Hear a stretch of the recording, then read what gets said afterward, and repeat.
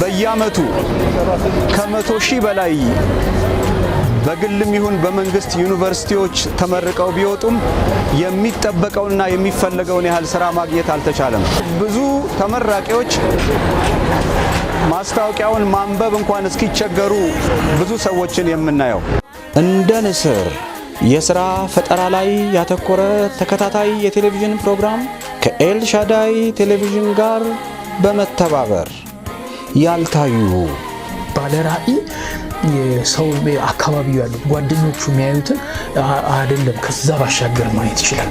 ያልተሰሙ የሥራ ፈጠራ ታሪኮችን የባለሙያ ትንታኔ እንዲሁም መጽሐፍ ቅዱሳዊ መርሆች ተካተዋል። አያምልጦ እንደ ንስር ባለቤት ጌታ ከኛ ጋር ነው።